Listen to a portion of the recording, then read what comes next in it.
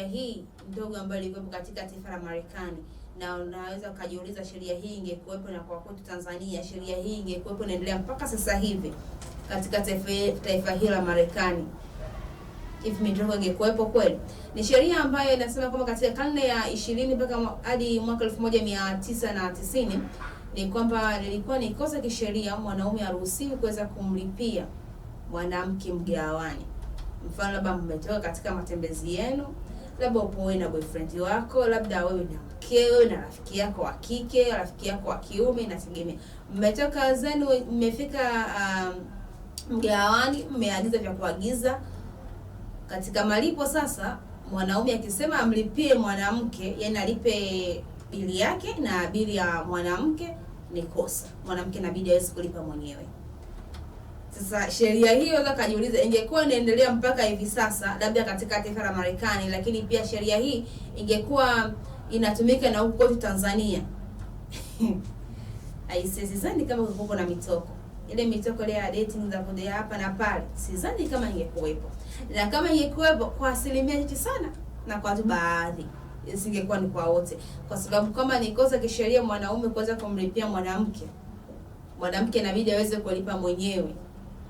Hii ni changamoto. Ni katika taifa la Marekani, lakini pia hii ikafanya niweze kulinganisha na tukio ambalo liliweza kutokea katika taifa la China, pale ambapo mwanaume aliweza kumtaraki mke wake kwa kosa tu la ilikuwa ni kwa kosa la kula sana.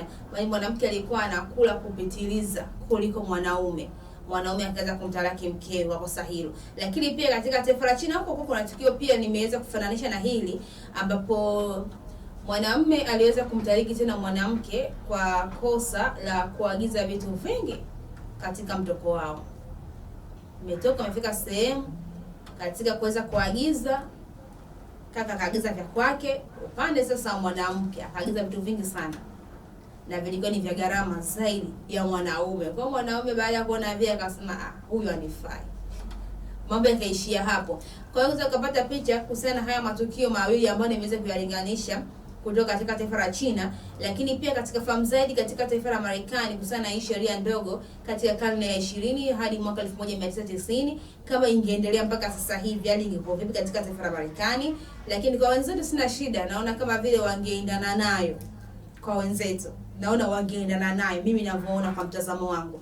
Lakini pia nikafikiria kwamba hii sheria ndogo ingekuwa huko Tanzania katika hiyo karne ya 20 hadi mwaka 1990, tukasema mpaka sasa hivi hali halisi ingekuwa vipi? Kungekuwa kuna mitoko, ndugu zangu.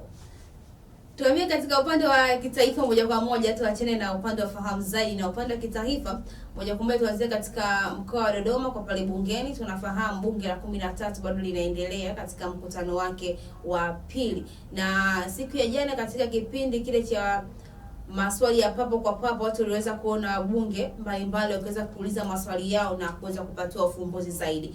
Na miongoni mwa maswali yao tuliweza kuona mbunge wa viti maalum Nas Nyarusu aliweza kuuliza kuhusiana ambapo tunaelekea katika kipindi hiki cha mfungo wa Ramadhani pamoja na Kwaresma. Kuna baadhi ya wafanyabiashara ambao huwa wanapandisha bidhaa bei, hususan bidhaa za chakula zinakuwa zipo bei ya juu zaidi. Akawa anataka kupata ufafanuzi zaidi kutoka kwa Waziri Mkuu Mheshimiwa Dr. Mwigulu Nchemba, naye akaweza kutoa ufafanuzi. Kwanza ni kwa wafanyabiashara, lakini pia na kwa wananchi kwa ujumla. Na kitu ambacho alichoweza kuzungumza, aliweza kupiga marufuku kwa wafanyabiashara kupandisha vyakula bei.